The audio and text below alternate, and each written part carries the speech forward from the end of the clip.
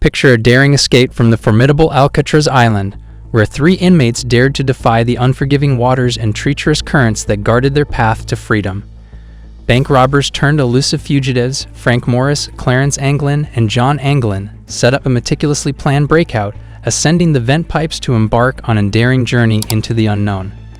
This video unravels the enigmatic vanishing act that continues to confound investigators to this day.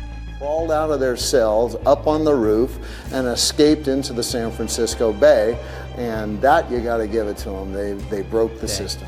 In 1962, 3 inmates managed to break out of the infamous Alcatraz Island jail and were never captured or located again.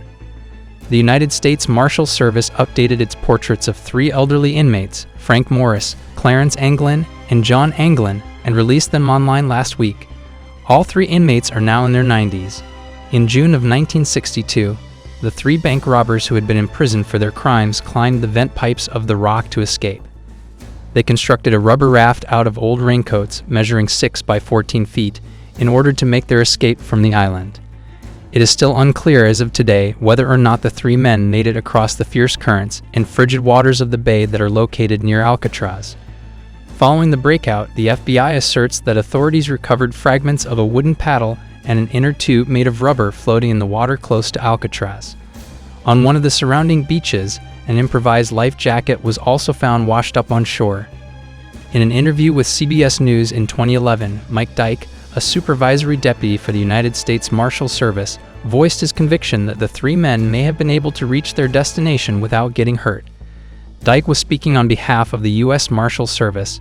"I believe it's quite probable that the brothers made it through, but there's also a chance that all 3 of them did, and that once they left, they simply stopped communicating with one another," I said. "I think it's quite probable that the brothers made it through. There is no corpse that has been located at this time. I am unable to bring a conclusion to this situation at this time." The next thing that he said was, "There's still a chance. There is no way to establish beyond a reasonable doubt whether they are still alive or if they have passed away completely. On the other hand, there is no way to absolutely rule out the chance that they were successful." It was said that the notorious bank robber and burglar Morris was sent off to Alcatraz in the year 1960. Notorious criminals such as Al Capone, George Machine Gun Kelly, and the Birdmen of Alcatraz were just a few of the convicts that were held there at the time. Not too much time passed before Clarence and John Anglin were on the scene. The 3 men had served time together in the past, which brought them together. On the morning of June 12, 1962, the guards discovered that the 3 convicts had been removed from their beds.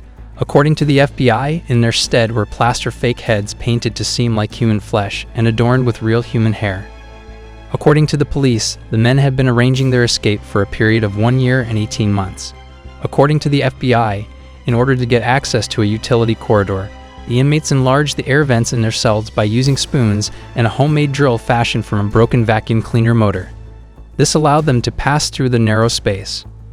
According to the FBI, the men then climbed a series of pipes to reach the roof of the jail, down a chimney to reach the grounds of the prison, leaped a fence, and made their way to the northeastern side of the island before departing for the mainland.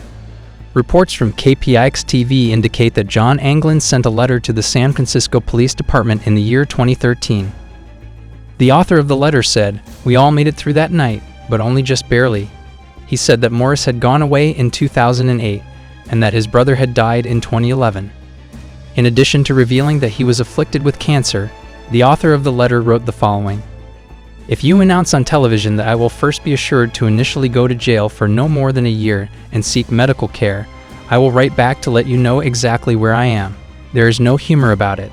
According to KPIX, the results of the investigation conducted by the United States Marshal Service on the letter that was sent to the FBI for investigation were inconclusive.